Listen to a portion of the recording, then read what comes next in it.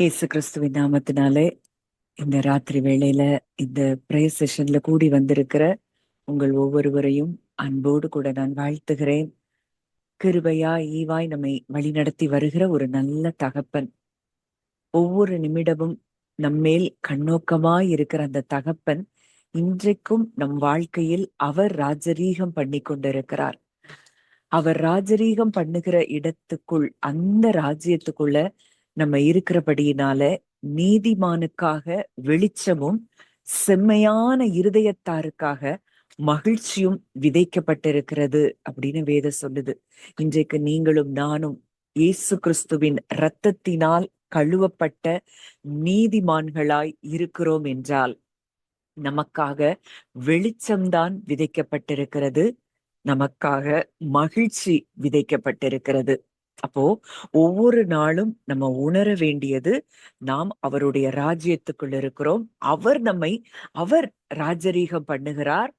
அவர் ராஜரீகம் பண்ணுகிற இடத்துல நீங்களும் நானும் அவருடைய பிள்ளைகளாய் இருக்கிறோம், நீதிமான்களாய் இருக்கிறோம் என்றால் நம்ம வாழ்க்கையில நம்ம பார்க்க போவது எல்லாமே வெளிச்சமும் மகிழ்ச்சியும் தான். இன்னைக்கு நீங்க பார்க்கிற இந்த சூழ்நிலைகள் எதுவும் நிரந்தரம் அல்ல.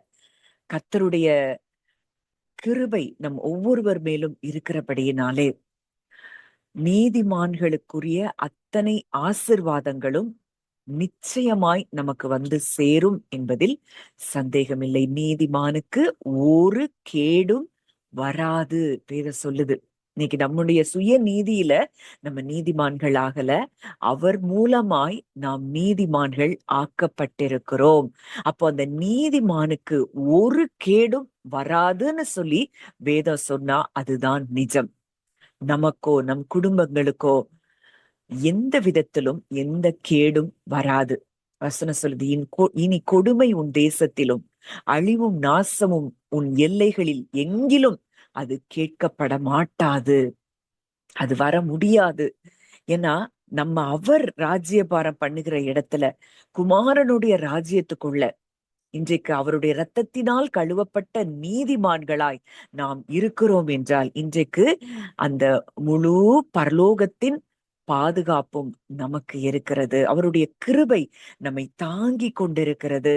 அவருடைய அந்த மகிமைக்குள்ளாக தான் நம்ம ஒவ்வொருவரும் இருக்கிறோம் என்பதை நம்ம ஆழமாய் அறிந்து கொள்ள வேண்டும். இந்த நாளிலும் அடிக்கடி நம்ம கேட்கிற வார்த்தை குளோரி, மகிமை. நம்ம 1ஆம் தேதி நம்ம ப்ராமிஸ் மெசேஜே நமக்கு அதுதான். கர்த்தரின் மகிமை வெளியரங்கமாகும், மாம்சமான கண்கள் அதை ஏகமாய் காணும் அப்படின்னு கர்த்தருடைய வாக்கு அங்கே உரைக்கப்பட்டதை நம்ம தியானிச்சோம். இன்னைக்கும் மகிமை அப்படின்னா என்ன? நிறைய நேரங்கள்ல இந்த மகிமைன்னு ஒண்ணு நமக்கு ஞாபகம் வர்றது ஒரு பெரிய ஒரு வெளிச்சம், இல்லைன்னா ஒரு கிளவுடு, இதெல்லாம் தான் நமக்கு ஞாபகம் வருகிற விஷயம். ஆனா அந்த குளோரி அப்படிங்கிற அந்த வார்த்தைக்கு இருக்கக்கூடிய உள்ளான அர்த்தம் என்ன? நமக்கு நிறைய நேரங்கள்ல நம்ம புரிந்து கொள்ளுகிற காரியம் என்னன்னா பிரகாசம். அப்படி ஒரு கோல்டன் கலர் குளோரினாலே இததான் நம்முடைய கற்பனையில் வருகிற காரியம். அந்த பழைய ஏற்பாட்டுல கொடுக்கப்பட்ட அந்த மகிமை அப்படிங்கிற வார்த்தைக்கு ஹீப்ரூல கவோத் அப்படின்னு அந்த மீனிங் அங்கே இருக்கிறத பார்க்கிறோம். அந்த கவோத் அப்படிங்கிற வார்த்தைக்கு அர்த்தம் என்ன அப்படின்னா கனம், வெயிட், எடை, பாரம், இம்பார்ட்டன்ஸ், மதிப்பு, ட்ரூ ஐடென்டிட்டி. இதெல்லாம் அந்த குளோரிங்கிற வார்த்தைக்கு கொடுக்கப்பட்ட ஒரு மீனிங்கா இருக்கிறத நம்ம பார்க்கிறோம். அப்போ தேவனுடைய மகிமை அப்படின்னு சொல்லும் பொழுது அவர் பிரகாசமா இருக்கிறாருங்கிறத மாத்திரம் சொல்லப்படல. இந்த உலகத்திலேயே, இந்த பிரபஞ்சத்திலேயே மிகவும் கனமான, மிகவும் உண்மையான, மிகவும் முக்கியமான ஒரு நபர் தான் தேவன். அவரை போல கனமுள்ள, உண்மையுள்ள, ஒரு இம்பார்ட்டண்டா எல்லாவற்றையும் ஆளுகை செய்கிறவர், சகல அதிகாரமும் உடையவர் அவரை போல யாரும் இல்லை. இது இன்னும் சில காரியங்கள்லாம் நான் சொல்லும் போது உங்களுக்கு அது நல்லா புரிய ஆரம்பிக்கும். அப்போ ஒரு இடத்துல நம்ம இந்த இடத்துல கூடி வந்திருக்கிறோம், இந்த இடத்துல காட்ஸ் பிரசன்ஸ் இருக்குதுன்னா அந்த பிரசன்ஸ் தான் அவருடைய வெயிட்ட அங்க சொல்லுகிற காரியமா இருக்கு. நிறைய பேர் இந்த நம்ம டெய்லி கேட்கிற மெசேஜஸ்ல கேட்கும் பொழுதே நீங்க ஒரு பெரிய ஃப்ரீனஸ் உங்க சோல்ல நீங்க உணர்றீங்கன்னா அதுக்கு காரணம் தேவ பிரசன்னம் அந்த இடத்துல இருக்கிறபடியினால. சில நேரம் ஒரு பாடலை பாடி நம்ம ஆராதிக்கும் பொழுதே அவருடைய பிரசன்ஸ் பயங்கரமா நம்மள ஃபில் பண்ணும். உடனேயே நமக்கு இருதயத்துல இருக்கிற கவலை, பாரம் எல்லாம் அது வெளியே போன மாதிரி நம்ம ஃபீல் பண்ண முடியும். இதெல்லாம் அந்த பிரசன்ஸ்ல அவருடைய க்ளோரி அங்க ரிவீல் ஆயிட்டே இருக்கு. எத்தனை பேர் அதை ஒவ்வொரு நாளும் நீங்க உணர முடியுது? ஒரு வார்த்தையை கேட்கும் போது அந்த வார்த்தை உள்ள போக போக நீங்க என்ன கவலைப்பட்டீங்கன்னு கூட மறந்து போற அளவுக்கு அந்த அந்த காரியங்களை கேட்டு முடிக்கிறதுக்குள்ளாகவே அங்க அவருடைய பிரசன்ஸ் உங்களை ஃபீல் பண்ணிருக்கேன். ஏன்னா அதுக்கு அவ்வளோ பவர்ஃபுல், அது அவ்வளோ வெயிட் அது கேரி பண்ணுது. காட்ஸ் க்ளோரி, அவருடைய பிரசன்ஸ். அதனாலதான் வசனம் சொல்லுது, கர்த்தருடைய பிரசன்னத்துல பர்வதங்கள் கூட மெழுகு போல உருகி போகிறதாம். அப்ப அந்த மகிமைக்கு அவ்வளோ ஒரு பவர் இருக்கு. அவருடைய பிரசன்ஸ் இருக்கிற இடத்துல அவருடைய க்ளோரி இருக்கு. இன்றைக்கு இந்த க்ளோரிய, கிறிஸ்துவினுடைய அந்த மகிமைய நமக்கு கொடுத்திருக்கிறார். அன்றைக்கு தியானித்தோம். வாசிக்கலாம். யோவான் 17ஆம் அதிகாரம் அந்த வசனம் வாசிங்க. யோவான் 17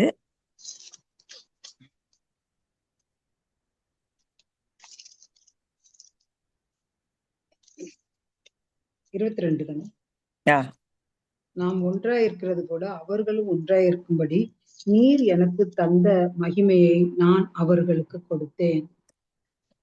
நாம் ஒன்றாயிருக்கிறது போல அவர்களும் ஒன்றாயிருக்கும்படி நீர் எனக்கு தந்த மகிமையை நான் அவர்களுக்கு கொடுத்தேன்.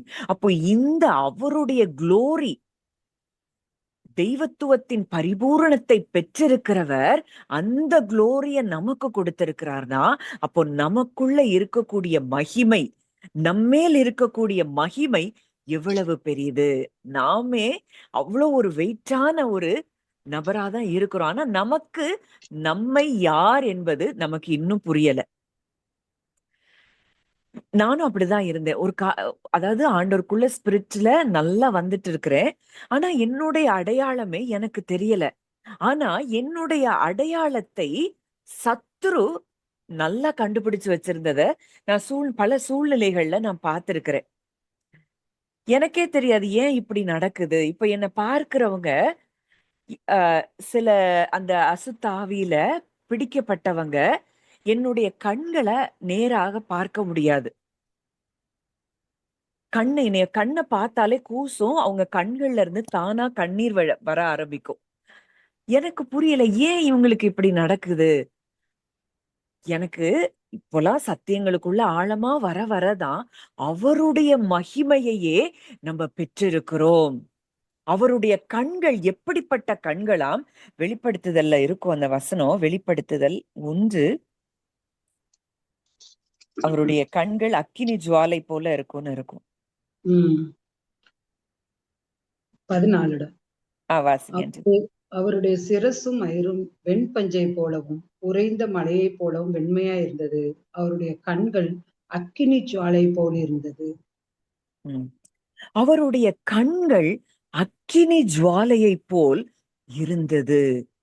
அப்போ அந்த மகிமையை நமக்கு கொடுத்திருக்கிறார்னா இன்றைக்கு இதை நம்ம உணர வேண்டியது அவசியம்.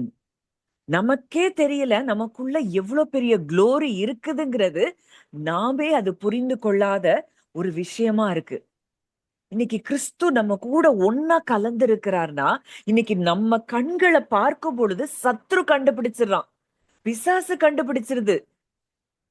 ஐயோ இவங்க கண்ணை நேரா பார்க்க முடியாது, நம்ம பக்கத்துல அவங்களால உட்கார முடியாது, பயங்கரமா டிஸ்டர்ப் ஆவாங்க. இதெல்லாம் என்னுடைய வாழ்க்கையிலேயே நான் பார்த்திருக்கிறேன். அந்த நாட்கள்ல கூட எனக்கு அவ்வளோ ரொம்ப நாலேஜ் இல்லை. அந்த நாட்கள்லயே அவருடைய மகிமை என்னை நிரப்பி இருந்ததை இப்போ நான் ஆழமா உள்ள போக போகதான் அதெல்லாம் என்னால உணர முடிகிற காரியங்களா இருக்குது. அப்போ எந்த அளவுக்கு தேவனுடைய மகிமைக்கு இதெல்லாம் தான் கேரி பண்ணிட்டு இருந்தாங்க ஆதி அப்போஸ்தலர்கள்லாம். இந்த மகிமை, இந்த குளோரி, இந்த பவர், இந்த பிரசன்ஸ், அதனாலதான் அவங்க நிழல்ல கூட அங்க வியாதியஸ்தர்கள் சுகமானார்கள். அவங்க ட்ரெஸ்ல கூட அந்த பவர், அந்த அந்த குளோரி அது இருக்குது. அங்க வியாதியஸ்தர்கள் மேல அவங்க ட்ரெஸ்ஸ, உருமால்களை, கச்சைகளை போடுறாங்க, வியாதியஸ்தர்கள் சுகமாறாங்க. அந்த அளவுக்கு they are in God's presence, God's glory அவங்கள ஃபில் பண்ணி இருந்த ஒரு காரியம். இப்போ இந்த மகிமை, இது பழைய ஏற்பாட்டுல இருந்தே மகிமை அதெல்லாம் சொல்லப்பட்டு கொண்டே வருகிற காரியம். இப்ப வாசிக்கலாம். ஆதியாகமம் 13ஆம் அதிகாரம் 2ஆம் வசனம். ஆதியாகமம் 13:2.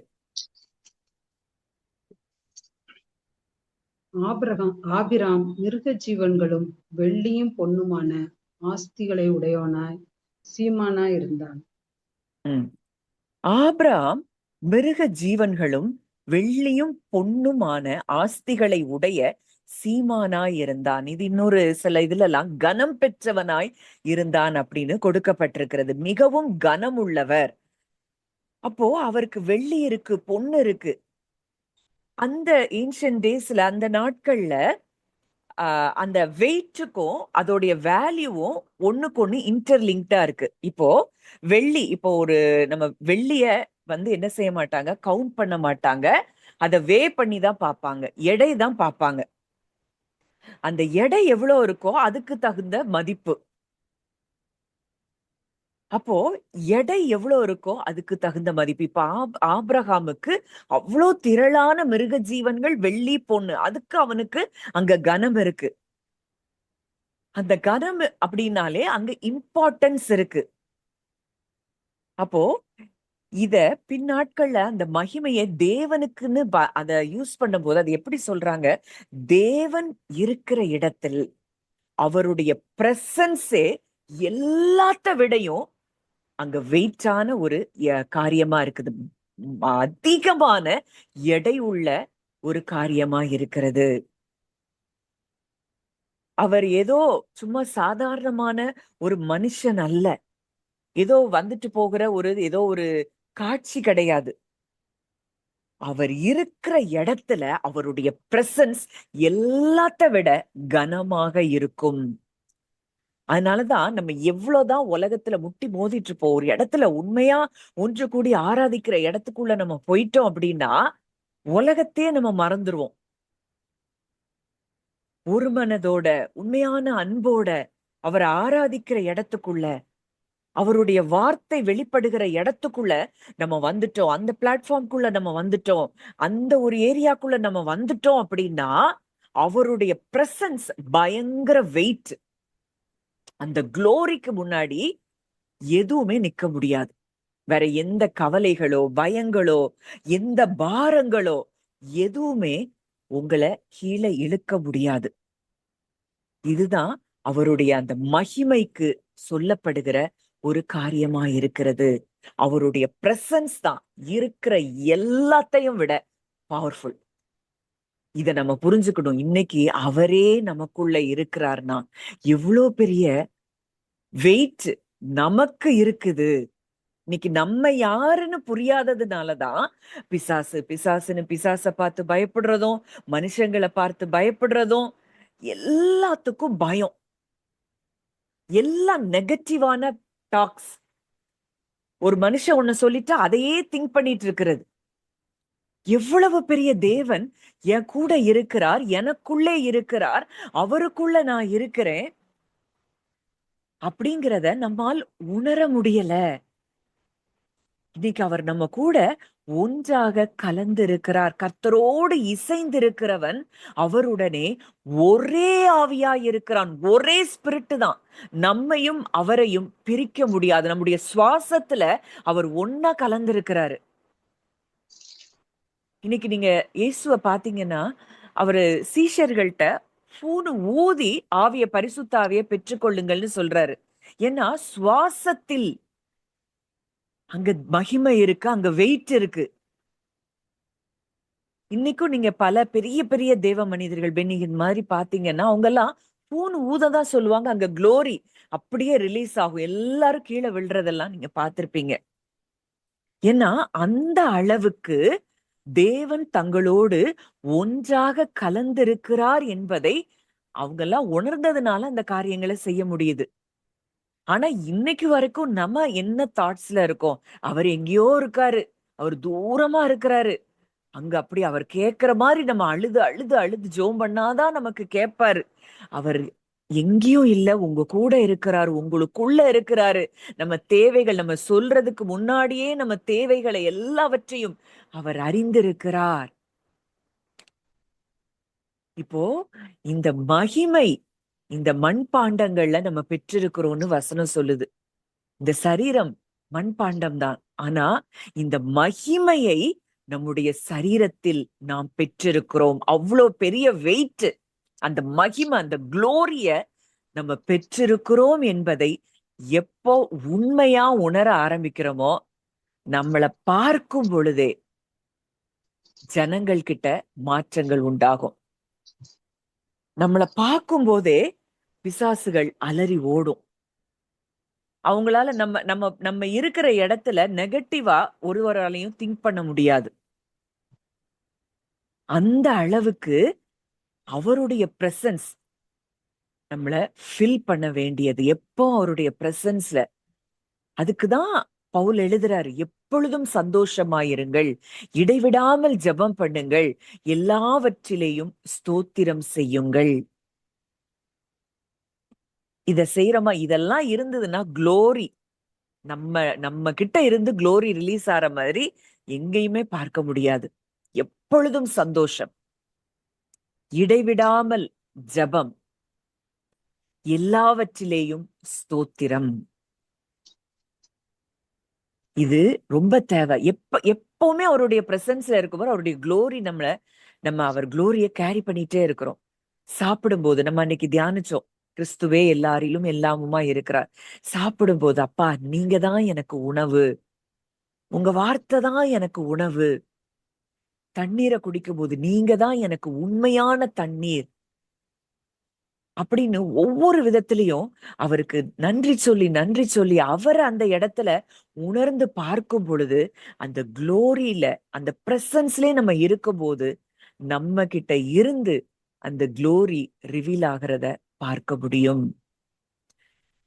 இந்த மகிமைங்கிறத ஆண்டவர் தொடர்ந்து நம்ம கூட பேசிட்டே இருக்கிறார். இந்த மாதத்துல ஒரு பெரிய நம்ம வாழ்க்கையின் மூலமாய் மகிமை வெளிப்படுவது மாத்திரமல்ல, நம்ம வாழ்க்கையில் அவர் மகிமை வெளிப்படுவது மாத்திரமல்ல, நம்ம மூலமாகவும் அவருடைய மகிமை நிச்சயமாக வெளிப்பட்டே ஆகணும். அப்பதான் இந்த பூமியில மாற்றங்களை ஏற்படுத்த முடியும். நம்ம அவர் செய்யணும், கடவுள் செய்யணும் இல்ல, நம்மளதான் இந்த பூமியில வச்சிருக்கிறாரு. நம்ம செஞ்சால் ஒழிய, நம்ம செய்தால் ஒழிய எந்த மாற்றமும் வராது.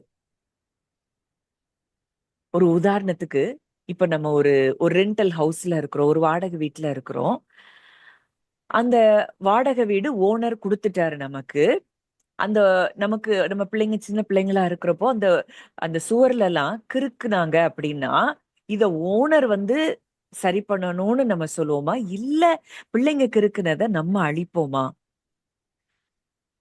அதே போலதான் தேவன் இன்றைக்கு இந்த பூமியை நம்முடைய கரங்களில் அவர் கொடுத்திருக்கிறார். இந்த பூமிய சரி பண்றது நம்முடைய கரத்துலதான் இருக்கு. அதனாலதான் ரோமர் 8ல பார்க்கிறோம், சர்வ சிருஷ்டியும் தேவ புத்திரர் வெளிப்படுவதற்கு அது என்ன செய்தான்? ஏங்கி கொண்டு இருக்குதான். ஏன்னா நம்முடைய கான்சியஸ்னஸ், நம்ம யாருன்னு நம்ம எப்போ அதிகமாய் உணர ஆரம்பிக்கிறோமோ, கிறிஸ்துவுக்குள் நாம் யார், கிறிஸ்துவின் சிந்தை உடையவர்களாய் நம்ம இருக்கும் பொழுது இந்த பூமியில தானாகவே மாற்றங்கள் ஏற்பட ஆரம்பிக்கும். ஒரு ஆதாம் மூலம் முழு மனுக்குலமும் பாவம் மரணம் என்கிற பிரமாணத்துக்குள்ள அவங்க சிக்கி கொண்டாங்க. இந்த இரண்டாம் ஆதாமாகிய கிறிஸ்துவுக்குள்ள நம்ம வந்துட்டோம் அப்படின்னா, இன்னைக்கு நம்முடைய கான்சியஸ்னஸ் மாறும்போது பூமியில இருக்கிற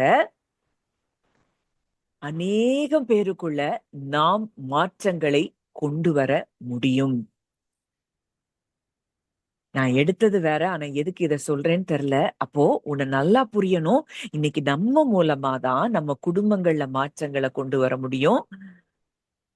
நம்முடைய பட்டணத்துல மாற்றத்தை கொண்டு வர முடியும். நம்முடைய தேசத்துல மாற்றங்களை கொண்டு வர முடியும்.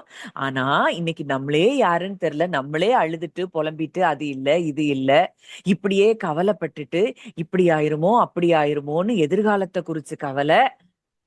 இப்படி இருந்தோம் அப்படின்னா எப்படி இந்த உலகத்திற்கு நாம் ஆசிர்வாதமாக மாற முடியும்? அதனால நமக்குள்ள இருக்கிற குளோரி என்ன, அத நம்ம அதிகமாய் உணர வேண்டியது அவசியமா இருக்குது. இப்போ மோசே, அங்க ஒரு மகிமை அங்க வெளிப்படுது. வாசிக்கலாம். யாத்ராகமம் 33:18-19.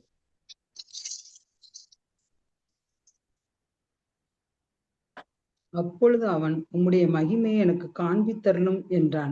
அதற்கு அவர், என்னுடைய தயையை எல்லாம் நான் உனக்கு முன்பாக கடந்து போக பண்ணி கர்த்தருடைய நாமத்தை உனக்கு முன்பாக கூறுவேன். எவன் மேல் கிருபையா இருக்க சித்தமா இருப்பேனோ அவன் மேல் கிருபையா இருப்பேன்.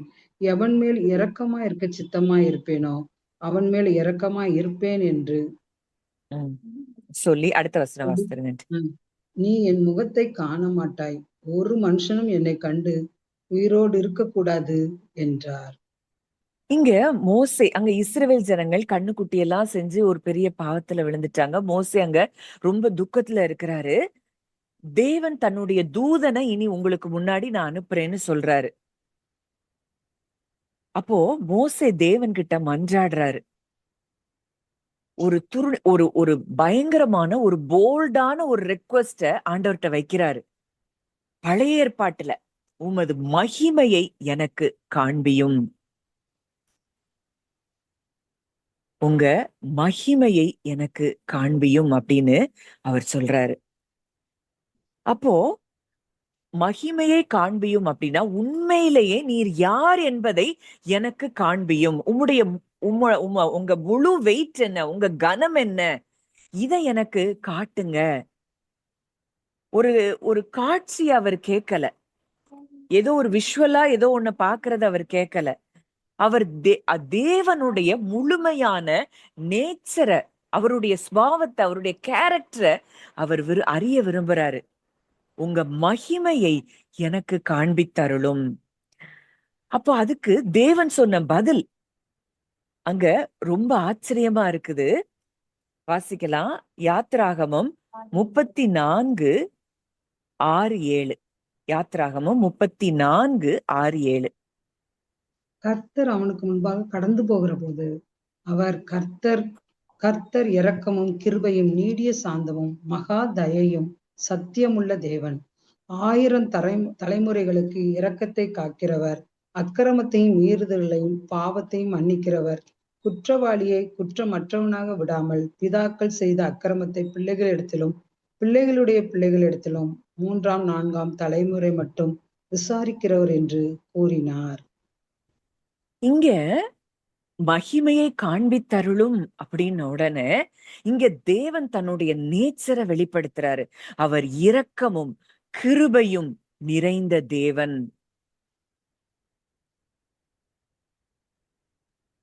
அப்போ தன்னுடைய நேச்சரை அங்க ரிவீல் பண்றதுதான் அங்க மகிமையாய் வெளிப்பட்டது. உம்முடைய மகிமை 1000 தலைமுறைகளுக்கு இரக்கத்தை காண்பிக்கிறவர், அவர் நீடிய சாந்தம் உள்ளவர், மகாதயை உள்ளவர், அவர் சத்தியம் உள்ள தேவன். இதெல்லாம் தான் அவருடைய குளோரியா அங்க மோசேக்கு தேவன் ரிவீல் பண்றாரு.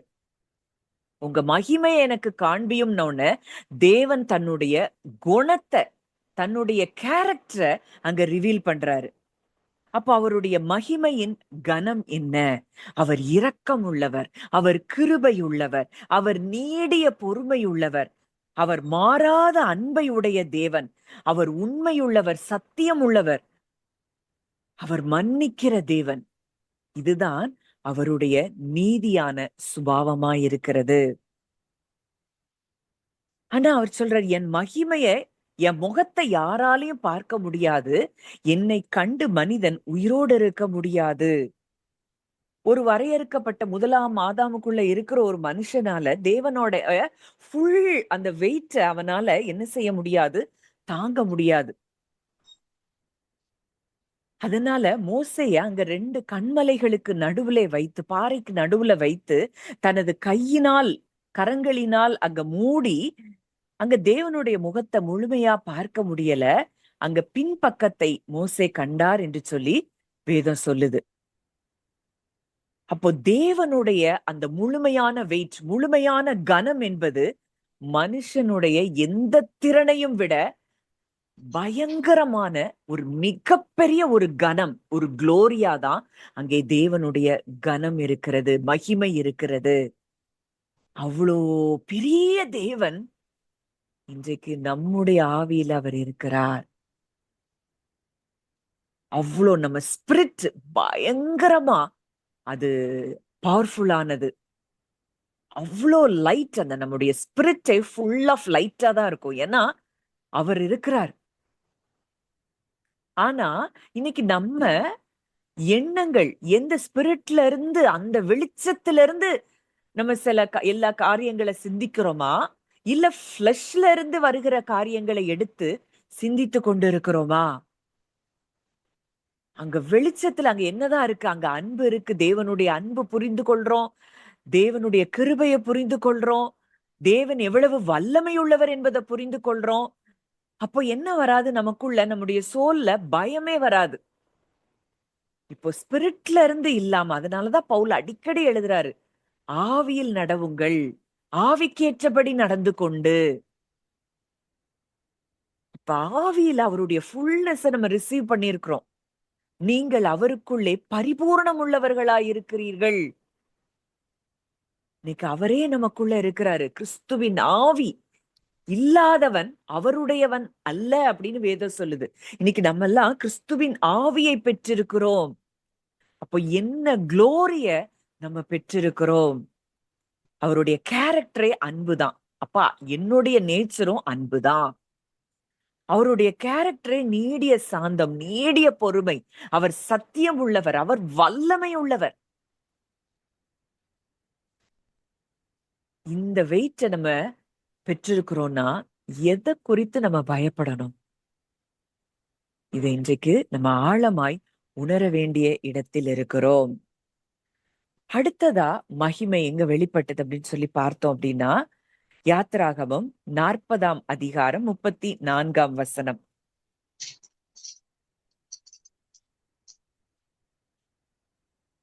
அப்பொழுது ஒரு மேகம் ஆசாரிப்பு கூடாரத்தை மூடினது. கர்த்தருடைய மகிமை வாசஸ்தலத்தை நிரப்பிற்று. அடுத்த வசனம் வாசிங்க. மேகம் அதன் மேல் தங்கி கர்த்தருடைய மகிமை வாசஸ்தலத்தை நிரப்பினதினால் மோசே ஆசாரிப்பு கூடாரத்தில் பிரவேசிக்க கூடாமல் இருந்தது. அப்பொழுது ஒரு மேகம் ஆசரிப்பு கூடாரத்தை மூடினது. மகிமை, கர்த்தருடைய மகிமை, அவருடைய வெயிட், அவருடைய கனம் அந்த வாசஸ்தலத்தை நிரப்பிற்று. இன்னைக்கு அதே கனம், அதே மகிமை இன்னைக்கு எங்க இருக்கு? நமக்குள்ள இருக்கு. மேகம் அதன் மேல் தங்கி கர்த்தருடைய மகிமை வாசஸ்தலத்தை நிரப்பினதால் மோசே ஆசரிப்பு கூடாரத்துக்குள் பிரவேசிக்க கூடாமல் இருந்தது. மோசையால உள்ள போகவே முடியல. அந்த அளவுக்கு தேவனுடைய பிரசன்ஸ், அது வெறும் லைட்டா இல்ல, அது ஒரு எக்ஸ்பீரியன்ஸ் பண்றாங்க அவங்க, அதெல்லாம் பார்க்கிறாங்க. அவ்வளோ ஒரு பிரசன்ஸ் அங்க இறங்கி இருக்கு. இவங்களால உள்ளேயே போக முடியாத அளவுக்கு தேவனுடைய மகிமை அங்கே இருக்கிறது. அப்ப அந்த மகிமை, அவருடைய கனம் அது எவ்வளவு பெருசு. இன்னைக்கு நம்ம ரொம்ப சாதாரணமா நினைக்கிறோம். கிறிஸ்தவங்கன்னு சொல்லி ஏதோ வாரத்துல ஒரு நாள் சர்ச்சு போயிட்டு வந்தா நம்ம வேலை முடிஞ்சிருச்சுன்னு நினைக்கிறோம். எவ்வளவு காரியங்கள் தேவன் நமக்கு கொடுத்திருக்கிறார். இதெல்லாம் நம்ம உணர்றோமா? இவ்வளோ பெரிய மகிமையை நான் சுமந்து கொண்டிருக்கிறேன். மறுபடியும் மறுபடியும் அவர் சொல்றாரு, நான் உன் கூட இருக்கிறேன் உலகத்தின் முடிவு பரியந்தம், சகல நாட்களிலும் நான் உங்களுடனே கூட இருக்கிறேன். இத உணர்றோமா?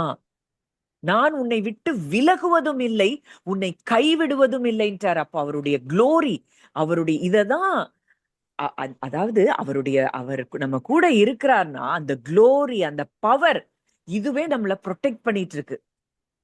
மகிமையானவைகளின் மேல் காவல் உண்டாயிருக்கும்னா என்ன?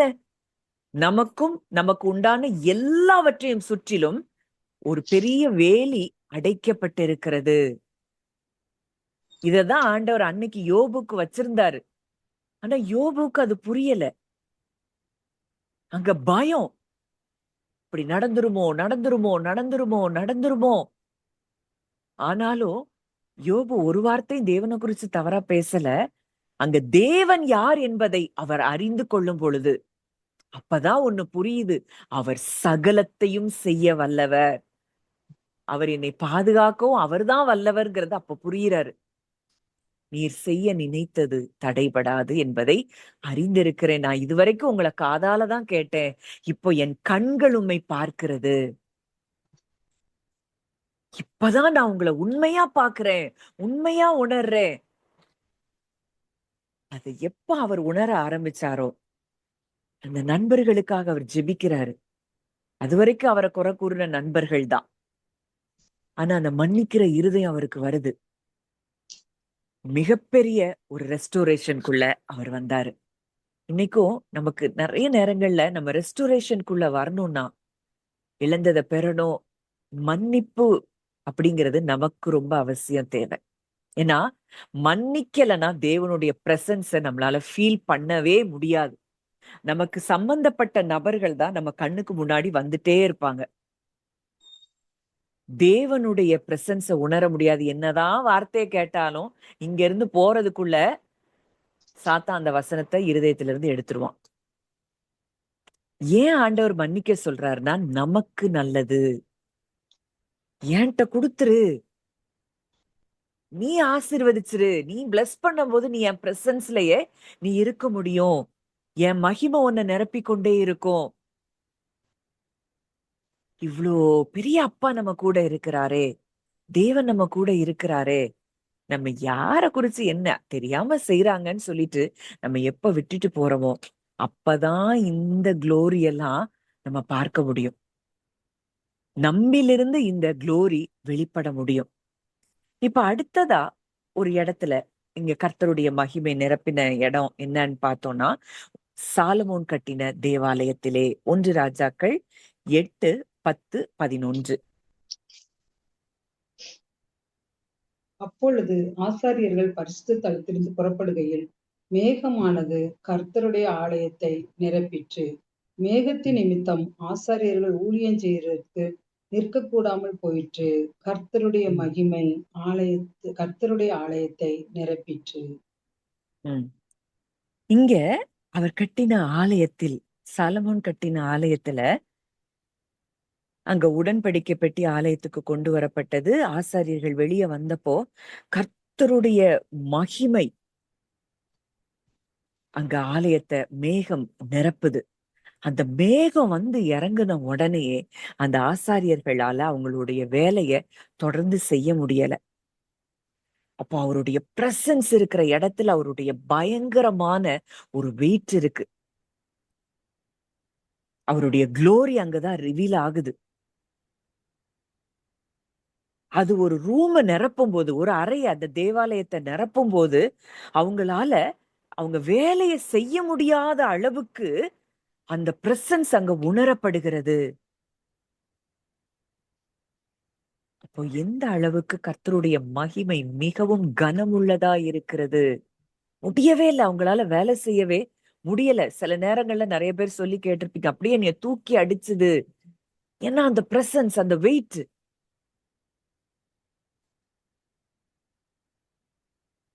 இதுதான் அவருடைய மகிமையின் பிரசன்னம். இப்ப அடுத்ததா ஒரு சம்பவம் எசேக்கியேல்ல பாக்குறோம். எசேக்கியேல் 8ல இருந்து நீங்க 11 வரைக்கும் வாசித்து பாத்தீங்கன்னா, இஸ்ரவேல் ஜனங்கள் அங்க ஒரு ஆவிக்குரிய வீழ்ச்சிக்கு நேரா கடந்து போறாங்க. ஒரு ஸ்பிரிச்சுவல் ட்ரைனஸ்குள்ள ஒரு பெரிய ஒரு ஃபால் அங்க நடக்குது.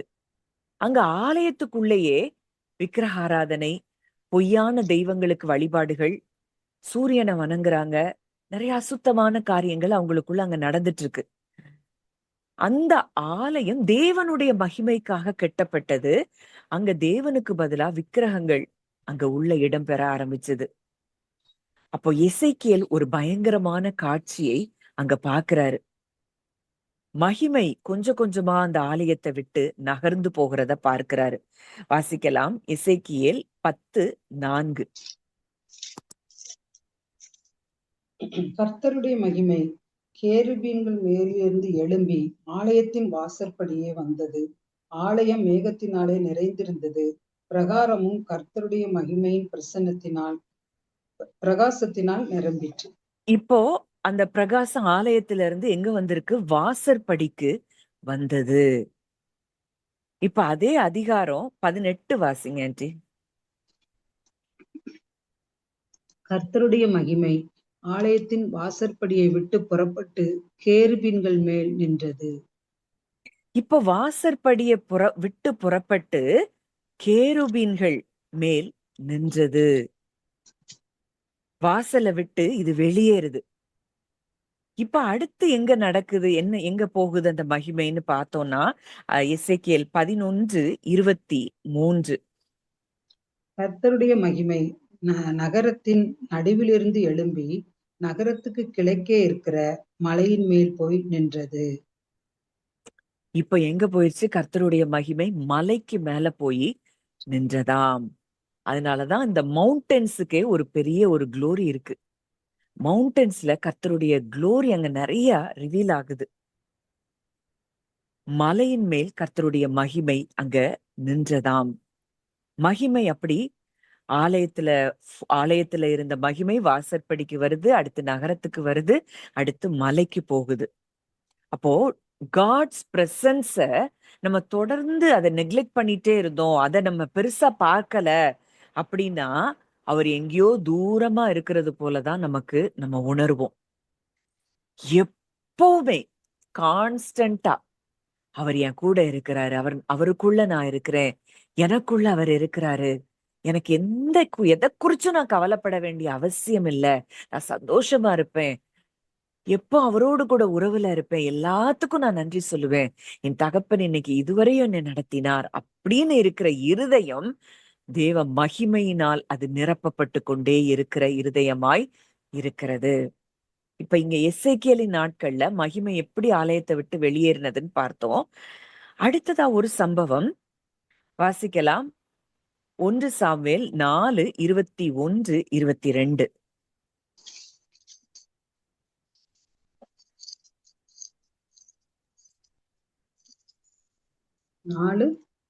21-22. தேவனுடைய பெட்டி பிடிபட்டு அவளுடைய மாமனும் அவளுடைய புருஷனும் இறந்து போனபடியினால் அவள் மகிமை இஸ்ரவேலை விட்டு போயிற்று என்று சொல்லி அந்த பிள்ளைக்கு இக்கபோத் என்று பெயரிட்டாள். தேவனுடைய பிடிபட்டு போனபடினால் மகிமை இஸ்ரவேலை விட்டு விலகி போயிற்று என்றாள். இப்போ தேவனுடைய பெட்டி அங்க என்ன செஞ்சுச்சு? பிடிக்கப்பட்டுருச்சு. இங்க ஏலியினுடைய மருமகள் அதை கேட்டு பிரசவ வேதனையில ஒரு மகனை பெறுகிறா. அவனுக்கு இக்கபோத் அப்படின்னு பேரிடுகிறா. அதுக்கு பேர் மகிமை எங்கே, இல்லைன்னா மகிமை அற்று போயிற்று, மகிமை இல்ல அப்படிங்கிற அர்த்தம் இக்கபோத் அப்படின்னா. இப்போ தேவனுடைய மகிமை இருந்தப்போ, அந்த கனம், அந்த உடன்படிக்கை பெட்டி அவங்கள்ட்ட இருந்தப்போ அதோட வெயிட்ட மக்கள் உணர்ந்தாங்க. அது இல்லாத பொழுது அந்த இல்லாமை, அந்த உடன்படிக்கை பெட்டி அங்க அங்க என்ன செஞ்சுட்டாங்க? பிடிபட்டு போயிருச்சு. அது இல்லாமையே மகிமை அற்று போயிற்றுங்கிறதே ஒரு பிள்ளைக்கு அங்கே பெயராக வைக்கப்பட்டது. இப்போ அடுத்ததா நம்ம பார்க்கிறோம் ஒரு சம்பவம், ஒரு மகிமையை நம்ம பார்க்கிறோம். ஏசாயா 6:1 வாசிங்க ஆண்டி. ஏசாயா 6:1. ஊசியா ராஜா மரணமடைந்த வருஷத்தில் ஆண்டவர் உயரமும் உன்னதமான சிங்காசனத்தின் மேல் வீட்டிற்க கண்டேன். அவருடைய வஸ்திரத்தின் தொங்கலால் தேவாலயம் நிறைந்திருந்தது. உயரமும் உன்னதமுமான சிங்காசனத்தில் வீற்றிருக்க கண்டேன். அவருடைய வஸ்திர தொங்கலால் தேவாலயம் நிறைந்திருந்தது. அவருடைய மகிமையால் தேவாலயம் நிறைந்திருந்தது. இப்போ இந்த மகிமைய அவர் பார்க்கிறார் ஏசாயா. அங்க அடுத்ததா அந்த கேருபீன்கள் என்ன சொல்றாங்க? 3வது வசனம் வாசிங்க ஆண்டி. ஒருவரை ஒருவர் நோக்கி, சேனைகளின் கர்த்தர் பரிசுத்தர், பரிசுத்தர், பரிசுத்தர், பூமி அனைத்தும் அவருடைய மகிமையால் நிறைந்திருக்கிறது என்று கூப்பிட்டு சொன்னார்கள். இவங்க ஒண்ணு சொல்றாங்க, இந்த கேருபீன்கள்லாம் ஒண்ணு சொல்றாங்க. என்ன சொல்றாங்க? பூமி அனைத்தும் கர்த்தருடைய மகிமையால் நிறைந்திருக்கிறது. அவருடைய குளோரியில பூமி எல்லாம் நிறைந்திருக்குது. இததான் ரோமர் 1:20 பார்க்கிறோம். காணப்படாத அவருடைய நித்திய வல்லமை, தெய்வத்துவம் காணப்படுகிறவைகள்ல நம்ம பார்க்க முடியுதான். அவருடைய குளோரிய நம்ம எங்க பார்க்க முடியுது? அவர் படைத்த இந்த உலகத்தின் ஒவ்வொரு சிருஷ்டிப்புகளிலும் அவருடைய மகிமையை நாம் பார்க்க முடிகிறது. பூமி அனைத்து ஒரு நாள் நிரம்பும்லாம் சொல்லல, நிறைந்திருக்கிறது. பூமி அனைத்தும் அவருடைய மகிமையால் நிறைந்திருக்கிறது. வாசிக்கலாம் சங்கீதம் 19:1.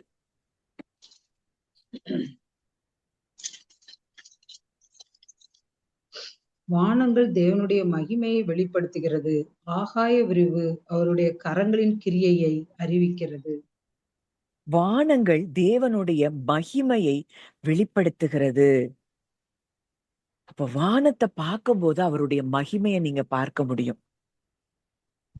சூரியனை பார்க்கும்போது அவருடைய மகிமையை பார்க்க முடியும். இத சொல்லும் போது அன்னைக்கு நான் ஒரு ஃபேக்ட் எடுத்து வச்சிருந்தேன் இந்த சூரியனை குறித்து. ஒரு நிமிஷம். இந்த சூரியனை குறித்து இங்க நம்ம இவ்வளவு தியானிக்கிறோம், இவ்வளவு பார்க்கிறோம். வானங்கள் தேவனுடைய மகிமையை வெளிப்படுத்துகிறது அப்படின்னு சொல்லி பார்க்கிறோம். இப்ப அதுல வானத்துல இருக்கக்கூடிய இந்த சூரியனை குறிச்சு நான் கொஞ்சம் அந்த கூகுள்ல சர்ச் பண்ணி பார்த்தேன், இந்த சூரியனை குறித்ததான காரியத்தை. அப்போ சூரியன் முழுக்க முழுக்க முழுக்க அது ஒரு ஜெயண்ட் பால் ஆஃப் கேஸ், ஒரு மிகப்பெரிய ஒரு அக்கினி பந்து. அதுல ஹைட்ரஜன் 73%, ஹீலியம் 25%, மிச்சம் இருக்கிற அந்த 2% ஆக்சிஜன், கார்பன், மற்ற சில இதெல்லாம் இருக்குது, கேசஸ் எல்லாம் இருக்கு. இப்போ சூரியனுடைய அந்த மிட் பாயிண்ட், அந்த மைய பகுதியில ஒரு கோர் இருக்கு. அதோடைய அந்த மைய பகுதியினுடைய வெப்பநிலை எவ்வளவா அப்படின்னா 1.5 கோடி டிகிரி செல்சியஸாம். 1.5 கோடி டிகிரி. இன்னைக்கு 33 டிகிரி, 34 டிகிரி இல்ல 40 டிகிரி வெயில நம்மளால தாங்க முடியல.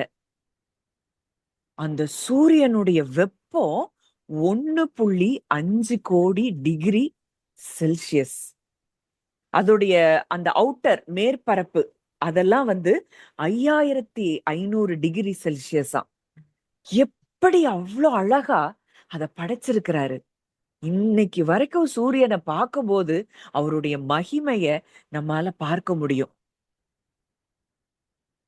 பூமி முழுவதும் அவருடைய மகிமையினாலதான் நிறைஞ்சு. அவரை பார்க்கும்போது, அந்த சூரியனை பார்க்கும்போது அவர் எவ்வளவு வல்லமை உள்ளவர்ங்கிறத நம்ம உணர முடியும். அப்போ சூரியன்ல இருந்து, நம்ம பூமியில இருந்து சூரியன் கிட்டத்தட்ட 15 கோடி கிலோமீட்டர், 15 crores கிலோமீட்டர் தூரத்துல இருக்கா. அந்த சன்ல இருந்து இந்த பூமிக்கு வரக்கூடிய அந்த வெளிச்சம் 8 நிமிஷம் 20 செகண்ட்ஸ்ல சேருதாம். அந்த சூரியனுக்குள்ள பூமிய போல 13 லட்சம் கோள்கள், பிளானட்ஸ உள்ள அடைச்சு வைக்க முடியுமா? அப்போ சூரிய குடும்பத்துல அந்த ஃபுல் மாஸ் அது எல்லாமே அந்த சோலார் அந்த சிஸ்டத்துல இருக்கக்கூடிய அந்த ஃபுல் இதுவுமே அந்த சூரியன்ல தான் அடங்கி இருக்குதாம். அப்போ இவ்வளவு அழகா படைச்சிருக்கிறாரு. பகலும் இரவும் உண்டாகும் அந்த வானத்துல சுடர்களை படைத்து அது என்ன ஒரு ஒரு வெப்ப நிலையில அது இருக்கு, அதுக்கு பக்கத்துல யாருமே போக முடியாது. ஆனால் அதையும் படைத்தவர் ஒருவர் இருக்கிறார். அதையும் படைத்தவர் நம்மோடு கூட இருக்கிறார்னா அவர் எவ்வளவு வல்லமை உள்ளவர். நம்ம அவரை எவ்வளவு சாதாரணமா நினைக்கிறோம். அதனாலதான் அவர் சொல்றார், நீ சிருஷ்டிப்ப பாரு, படைத்தவர் எப்படின்னு பாரு. ஒரு படைப்பாளிய அவனுடைய படைப்பை வைத்துதான் அவன் எவ்வளவு வல்லமை உள்ளவர்ங்கிறத நம்ம கண்டுபிடிக்க முடியும். அது போலதான் அவரை கண்டுபிடிக்கணும், அவரை அறியணும்னா அது அவர் படைத்த சிருஷ்டிப்பின் மூலமாய்தான் நாம் அவரை அறிந்து கொள்ள முடியும். ஒரு இலைய பார்க்கும்போது, ஒரு பூக்களை பார்க்கும் பொழுது எல்லாம் எவ்வளவு அழகான நிறங்களில பூக்கள், ஒவ்வொரு பூவுக்கும் ஒரு மனம், எல்லாமே என்னவோ தானா வந்துட்டுன்னு நம்ம நினைக்கிறோம். எல்லாம் அவர் பார்த்து பார்த்து அவருடைய மகிமையால் அது நிறைந்திருக்கிறது. அதனாலதான் இயேசு சொல்றாரு, அந்த பூக்கள் சாலமோன் முதலாய் தன்னுடைய சர்வ மகிமையிலும் அவைகளில் ஒன்றைப் போலாகிலும் உடுத்தி இருந்ததில்லை. காட்டு புஷ்பங்களை கவனித்து பாருங்கள், இவ்ளோ குளோரியில பூமி ஃபுல்லா அவருடைய குளோரி தான். இப்போ இங்க ஏசாயா அங்க அவருடைய குளோரி அங்க பாக்குறாரு. அங்க பூமி எல்லாம் கர்த்தருடைய மகிமையால் நிறைஞ்சிருக்குதுன்னு சொல்லிட்டு இருக்கிறாங்க. இங்க சேராபீன்கள்லாம் அங்க பாடிட்டு இருக்கிறாங்க. இப்போ அங்க ஏசாயாவுக்கு ஒரு பயம் வருது. வாசிக்கலாம் 5ஆம் வசனம். ஏசாயா 6:5.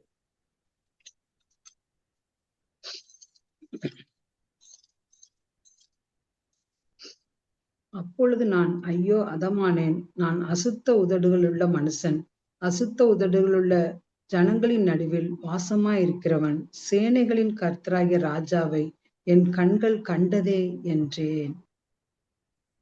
அங்க ஏசாயா சொல்றாரு, அங்க அங்க மகிமைய பார்க்க பார்க்க நான் அசுத்த உதடுகள் உள்ள மனுஷன், அசுத்த உதடுகள் உள்ள ஜனங்களின் நடுவே வாசமா இருக்கிறவன், ஐயோ சேனைகளின் கர்த்தராகிய ராஜாவை என் கண்கள் கண்டதே அப்படின்னு ஏசாயா சொல்றாரு. அங்க தன்னோட குறைபாடு அவனுக்கு தெளிவா தெரியுது. ஆனா தேவன் அவரை அங்கே விடல. அங்க என்ன நடக்கு?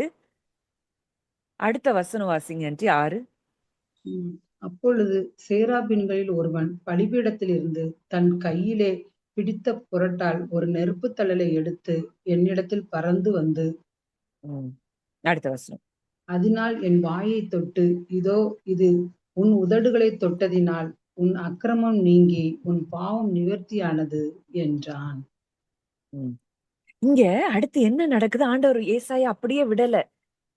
அவர் தன்னுடைய குறைபாட்டை அவர் உணர்றாரு. அப்ப சேராபீன்ல ஒருத்தன் பலிபீடத்துல இருந்து வந்து தன் கையிலே பிடித்த குரட்டால் ஒரு நெருப்பு தழலை எடுத்து அவனிடத்துல பறந்து வந்து இவன் வாய் அந்த நெருப்பு தழலை வச்சு தொடுறாரு. இது உன் உதடுகளை தொட்டதினால் உன் அக்கிரமம் நீங்கி. அப்போ வார்த்தை அங்க அந்த வாயதான் தொடுறாரு, அங்க அக்கிரமம் நீங்கிற்று அப்படின்னு சொல்லி அங்க வார்த்தை சொல்லப்படுகிறது. உன் பாவம் நிவிர்த்தியானது. இப்ப அடுத்து என்ன நடக்கு? அங்க தேவன் யாரை நான் அனுப்புவேன், யார் நமது காரியமாய் போவான்னு ஏசாயாட்ட கேக்குறாரு. உடனே ஏசாயா சொல்றாரு, இதோ அடியேன் இருக்கிறேன். அப்ப இங்க என்ன நடக்கு? இந்த பிரசன்ஸ், இந்த மகிமையுடைய வேலை என்ன? ஃபர்ஸ்ட் தேவன் தன்னை யார் என்று அங்க வெளிப்படுத்துறாரு. அடுத்ததா ஏசாயாவுக்கு ஒரு பெரிய ஒரு கிளென்சிங், ஒரு சுத்திகரிப்பு நடக்குது. அதுக்கப்புறம் அவன் இமீடியட்டா அவனுடைய காரியங்கள்ல மாற்றம் ஏற்பட்டு அவன் தேவனுக்காக அனுப்பப்படுகிறான். அப்போ தேவனுடைய பிரசன்ஸ் அப்படிங்கிறது நம்மை அழிப்பதற்காக அல்ல, நமக்குள்ள இருக்கிற பொய்யான காரியங்களை நீக்கி ஒரு உண்மையான ஒரு வாழ்க்கை, இந்த பொய்கள் நம்மை விட்டு அகன்று போகும்படிக்குத்தான் தேவன் விரும்புகிறார். இப்போ இன்னைக்கு காலையில அதான் தியானிச்சுட்டு இருந்தோம். அப்போ ஒரு நம்ம ஏற்கனவே தியானித்தோம். எப்படி ஒரு சாத்தான், ஒரு சர்ப்பம் எப்படி தேவன் மனுஷனை படைத்தது வார்த்தையால, மனுஷனுக்கு அதிகாரத்தை கொடுத்தது அவன் வார்த்தையில தான் அதிகாரத்தை கொடுத்திருந்தாரு. தோட்டத்துல அவனுக்கு எந்த ஒரு உபகரணங்களும் கிடையாது. வார்த்தையிலேயே எல்லாவற்றையும் அவன் ஆளுகை செய்து கொண்டிருந்தான். இப்போ சர்ப்பம் ஒண்ண கண்டுபிடிக்குது. இவனுக்கு வார்த்தையிலே தான் அதிகாரம் கொடுத்திருக்காங்க. இவனை வார்த்தையில தான் விழத்தள்ள முடியும். வார்த்தையில தான் இவனுக்குள்ள விஷத்தை செலுத்த முடியும்னு சொல்லி, வார்த்தையின் மூலமாக அவன் மனிதர்களுக்குள்ளே விஷத்தை அவன் என்ன செஞ்சான்? உள்ள அனுப்புனான். இப்ப இந்த விஷம் தான் ஏசாயாவுக்குள்ள இருந்து வார்த்தைகள்ல எல்லாம் வெளிப்படுது. இந்த வார்த்தைகளைத்தான் அந்த சேராபின் தூக்கி வந்து அந்த நெருப்பு, அந்த சரடு அது என்ன செய்யுது? அங்க அவன் வாயில பட்ட உடனே அங்க வார்த்தைகள், அவனுக்குள்ள இருந்த மைண்ட்ல இருந்த அந்த நெகட்டிவ்ஸ், பொய் எல்லாம் அது அழிஞ்சு போகுது. உடனடியா அவனுடைய பாவம் நிவிருத்தியானதுன்னு அங்க சொல்லப்படுது. இப்ப இதத்தான் இந்த வெண்கல சர்ப்பத்தை பார்க்கிறோம். அன்னைக்கு மோசேயின் நாட்கள்ல அங்க மக்கள் கொஞ்சம் ஆண்டவருக்கு விரோதமா முறுமுறுத்து இதெல்லாம் செய்யும் பொழுது, அங்க அங்க சர்ப்பம் அவங்கள கடிச்சு நிறைய பேரு செத்து கொண்டிருந்த வேளையில, அங்க தேவன் மோசேட்ட சொல்றாரு, நீ போய் ஒரு கம்பத்துல வெண்கல சர்ப்பத்தை செஞ்சு அதை தூக்கி வை. அதை பார்க்கிற எல்லாரும் பிழைத்துக் கொள்ளுவார்கள். இப்போ அங்க கடிபட்டவங்க எல்லாம் அதை பார்த்த உடனே அவங்க உடம்புல இருக்கிற விஷம் காணாம போயிருது. அங்க சுகமாக்கப்பட்டாங்க. இப்போ இதத்தான் கிறிஸ்து சிலுவையில் நமக்காக உயர்த்தப்பட்ட பொழுது நமக்குள்ள இருந்த அத்தனை நெகட்டிவ்ஸையும் அவர் தனக்குள்ளே உரிந்து எடுத்தார். இன்னைக்கு நீங்களும் நானும் எந்த பொய்களும் நம்மை ஆளுகை செய்ய முடியாது. பொய்யின் வார்த்தைகளும் நமக்குள்ள இருக்க முடியாது. இங்க ஸ்பிரிட் ஃபுல்லாவே அப்படியே தேவனை போலதான் இருக்கு. இப்போ இந்த ஸ்பிரிட்ல இருந்து ஸ்பிரிட் ஃபுல்லாவே அங்க என்ன ஆயிருச்சு? புது ஸ்பிரிட் ஆயிருச்சு. தேவனுடைய ஆவி இன்னைக்கு நமக்குள்ள வந்ததுனால. ஆனால் இந்த மைண்ட் என்ன செய்யுது? ஃபிளஷ்ல இருந்து கனெக்ட் ஆகி இந்த பொய்யின் வார்த்தைகளையே தியானித்து, அதையே பேசி சிந்திச்சு, அதையே பேசி கொண்டிருக்குது. அதனாலதான் நம்ம இன்னும் வாழ்க்கையில வெற்றிகளை பார்க்க முடியவில்லை. நல்லா புரியணும். இன்னைக்கு நமக்குள்ள இருந்த எல்லா விஷ வார்த்தைகள், பொய்கள் எல்லாத்தையும் கிறிஸ்து உரிந்து எடுத்து விட்டார். இன்னைக்கு அவரை பார்க்கணும். அதனாலதான் சிலுவையில் அறையப்பட்ட கிறிஸ்துவையே நாங்கள் பிரசங்கிக்கிறோம். அவர் சொல்லிட்டாரு, எல்லாம் முடிந்தது அப்படின்ட்டாருன்னா, பாவம், சாபம், வியாதி, தரித்திரம் எல்லாம் முடிஞ்சிருச்சு. அவரை பார்க்கதான் நமக்குள்ள இருக்கிறதெல்லாம் ஏற்கனவே அவர் வாங்கிட்டாருங்கிறது புரியும். நமக்குள்ள இருக்கிற பொய்கள், அதனாலதான் நம்ம ஒரு பொய்ய காலங்காலமா இப்ப வரைக்கும் ஒரு சின்ன ஏதாவது ஒரு காரியம் நடந்தோன்னா, ஆண்டவர் என்னை கைவிட்டுட்டாரோ, இததான் இயேசு உணர்ந்தார் சிலுவைக்கு போறதுக்கு முன்ன. சிலுவையில, என் தேவனே என் தேவனே ஏன் என்னை கைவிட்டீர்? அவர் பிதா கைவிடல. ஆனா நம்ம முதலாதாமின் எல்லா நேச்சரும் அந்த இருளுக்குள்ள அவர் போன பொழுது அவர் கைவிடப்பட்டதை போல உணர்ந்தார். இதுவும் நம்ம கிட்ட இருந்து அவர் உறிஞ்சு எடுத்துட்டாரு. நம்ம கைவிடப்பட்டதை போன்ற அந்த உணர்கிற உணர்வுகள் எல்லாத்தையும் அவர் சிலுவையில எடுத்துட்டாரு. அவரை நோக்கி பார்த்த முகங்கள் என்ன செய்யும்? பிரகாசம் அடையும். எனக்காக ஒருவர் எல்லாத்தையும் செய்து முடித்திருக்கிறார். என்னுடைய வியாதியை சுமந்திருக்கிறார், என்னுடைய தரித்திரத்தை சுமந்திருக்கிறார், என்னுடைய பாவங்களை, சாபங்களை அவர் சுமந்திருக்கிறார் அப்படின்னு சொல்லி நீங்க எந்த அளவுக்கு அவரை பாக்குறீங்களோ, அன்னைக்கு மோசையின் காலத்துல அந்த சர்ப்பம் கடிக்கப்பட்ட பொழுது அந்த ஜனங்கள் அந்த வெண்கல சர்ப்பத்தை பார்த்த உடனே விஷம் எப்படி காணாம போச்சோ, அதே போல கிறிஸ்துவை பார்க்க பார்க்க பார்க்க பார்க்க நமக்குள்ள விதைக்கப்பட்ட எல்லா விஷ விதைகள், பொய்கள், சாத்தானின் பொய்கள் எல்லாம் அது காணாம போயிரும். வியாதிங்கிறது ஒரு பொய், தரித்திரங்கிறது ஒரு பொய், பாவங்கிறது பொய், சாபங்கிறது பொய், எல்லாத்தையும் அவர் முடித்து விட்டார். நமக்கு மேல வர வேண்டியது எல்லாம் அவர் சுமந்து தீர்த்து விட்டார் என்றால், அவரை பார்க்க பார்க்க பார்க்க நம்ம எல்லா பகுதிகளிலும் சுகமடைய ஆரம்பிப்போம். மகிமையை பத்தி பேசுறோம். இதுக்கெல்லாம் ஏன் வர்றோம்னு தெரியல. ஆனா இத உங்க இருதயத்துக்குள்ள நீங்க ஆழமாக பதிக்க வேண்டியது அவசியமா இருக்கு. இன்னைக்கு நமக்குள்ள இருக்கிற குளோரி, இந்த குளோரிய நீங்க ஃபீல் பண்ணவே இந்த குளோரி உங்க வீட்டை நிரப்போம், உங்களை சுற்றி இருக்கிற பகுதிகளை நிரப்போம். இதுவே உங்க குடும்பத்துல மாற்றப்பட முடியாத நபர்கள் இருக்காங்கன்னா அவங்க எல்லாம் தானா மாற ஆரம்பிப்பாங்க. ஏன்னா அந்த குளோரிக்கு அந்த பவர் இருக்கு. இதெல்லாம் இன்னும் நான் நாளைக்கு காலையில மெடிடேஷன் பிரேயர்ல எக்ஸ்பிளைன் பண்றேன் எப்படி எல்லாம் நடந்தது. இன்னைக்கு உங்க ஹார்ட்ல அந்த நெகட்டிவ் எமோஷன்ஸ் எல்லாம் வெளியில போயிருச்சு. நீங்க அவருடைய கூடயே பிரசன்ஸ்ல இருக்கிறீங்க, அந்த குளோரியிலே நீங்க இருக்கிறீங்க அப்படின்னா இன்னைக்கு நீங்க யாருகிட்டயும் பேசி சண்டை போட்டு புரிய வைக்கலாம் தேவையே இல்லை. உங்க குளோரி, உங்கள்கிட்ட இருக்கிற குளோரி சம்பந்தப்பட்ட எல்லாருடைய மைண்ட்ஸ்லயும் அது வேலை செய்யும். இப்போ செய்ய வேண்டிய வேலை நம்ம கிட்டதான். நம்ம என்ன நினைக்கிறோம், அவங்க சரியில்லை, இவங்க சரியில்லை, அதனால எனக்கு இப்படி இல்ல. நம்ம சரியில்லை, நம்ம எண்ணங்கள் சரியில்லை. நம்ம யாருக்குள்ள இருக்கிறோம், நமக்குள்ள யார் இருக்கிறா, இது இன்னும் உணர முடியவில்லை. நீங்க சும்மா பேசுவீங்க, மக்கள் சுகமாவாங்க. நீங்க போனாலே ஒரு பெரிய ஒரு சில ஃபீல் பண்ணுவாங்க. ஒரு பெரிய ஒரு நீங்க நீங்க இருக்கிற இடத்துல மக்கள் ஒரு பெரிய சேஃபா அவங்களையே ஃபீல் பண்ணுவாங்க. அவங்க ஒரு கரேஜியஸா ஃபீல் பண்ணுவாங்க. இதெல்லாம் உங்களை நிரப்பி இருக்கிற ஒரு மகிமை. இதெல்லாம் இனி நம்பூலமாய் வெளிப்பட போகிற காலமாய் இருக்கிறதுங்கிறத நான் நிச்சயமாய் என்னுடைய ஆவியில நான் உணர்றேன். ஆண்டவர் ஒரு வார்த்தைய சும்மாலாம் நமக்கு தரமாட்டார். தொடர்ந்து இன்னைக்கு காலையில கூட நான் அதே பட்டர்ஃப்ளை,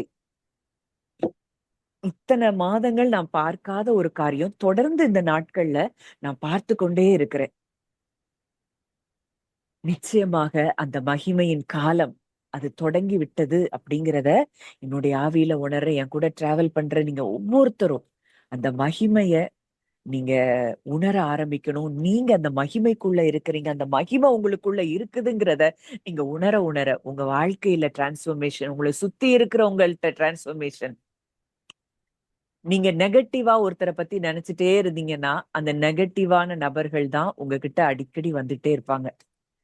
இல்ல நீங்க மன்னிச்சு நீங்க ஃப்ரீ ஆயிட்டீங்க அப்படின்னா அதுக்கப்புறம் அப்படிப்பட்ட நபர்களை நம்ம சந்திக்கவே மாட்டோம். நம்ம என்னத நம்ம கேரி பண்றோமோ அந்த அப்படிப்பட்டவங்களை நம்ம என்ன செய்யறோமா, வரவழைக்கிறோமா.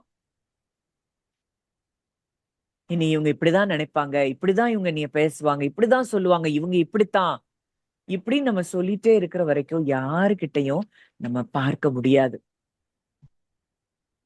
அதனால அவர்கிட்ட விட்டுட்டு நம்ம ஃப்ரீயா இருக்கும்போது கர்த்தர் மகிமையான காரியங்களை நிச்சயமாய் நம்முடைய வாழ்க்கையில் அவர் செய்து முடிக்கிற நல்ல தகப்பனாய் இருக்கிறார். நம்ம ஜெபிக்கலாம். நல்ல தகப்பனே, நன்றியோடு உம்மை துதிக்கிறோம், ஸ்தோத்தரிக்கிறோம் அப்பா. இந்த நாளிலும் கூட தகப்பனே, உங்களுடைய மகிமையை குறித்து, உங்க வெயிற்ற குறித்து, உங்க கனத்தை குறித்து நாங்க தியானிக்க உதவி செஞ்சுக்கப்பா. இன்னைக்கு சிம்பிளா ஒரே ஒரு காரியம், நீங்க படைத்த அந்த சூரியனை பார்க்கும் பொழுதே உங்க மகிமை எவ்வளவு பெரிதுங்கிறத நாங்க உணர்ந்து கொண்டோம் அப்பா. நீங்க படைத்த ஒவ்வொரு சிருஷ்டிப்பிலையும் உங்களுடைய மகிமை நாங்கள் பார்க்கிறோம் தகப்பனே. ஆண்டவரே, இந்த நாள்ல கூட இந்த மகிமை எங்களுக்குள்ள இருக்குறீங்கப்பா. கர்த்தருடைய மகிமை உன்மேல் உதித்தது என்று சொல்லி வேதம் சொல்லுது. அவருடைய மகிமை உன்மேல் காணப்படும் என்று சொல்லி வேதம் சொல்லுது. அந்த மகிமையே எங்களுக்கு நீங்க கொடுத்திருக்கிறீங்கப்பா. இன்னைக்கு எங்க மேல, எங்க குடும்பத்துல இருக்கிற ஒவ்வொருவர் மேலையும் விசேஷித்த காவல் உண்டாகி இருக்கிறதற்காக நாங்கள் நன்றி செலுத்துகிறோம் அப்பா. அப்பா, வந்த ஒவ்வொருவரையும் மனதார உங்க பிள்ளையா நான் பிளஸ் பண்றேன்ப்பா. விதைக்கப்பட்ட இந்த வார்த்தைகள் ஒவ்வொருவருக்குள்ளும் அது பலன் செய்யட்டும். இன்னும் ஒவ்வொருவரும் உம்முடைய மகிமையை வெளிப்படுத்துகிற பாத்திரங்களாக மாற வேண்டும் என்று சொல்லி நான் மனதார ஜெபிக்கிறேன், ஆசீர்வதிக்கிறேன்ப்பா. உங்க கரத்திலே எங்களை தாழ்த்தி ஒப்பு கொடுக்கிறோம். இயேசுவின் மூலம் கேட்கிறோம் ஜீவனுள்ள நல்ல பிதாவே. ஆமேன், ஆமேன்.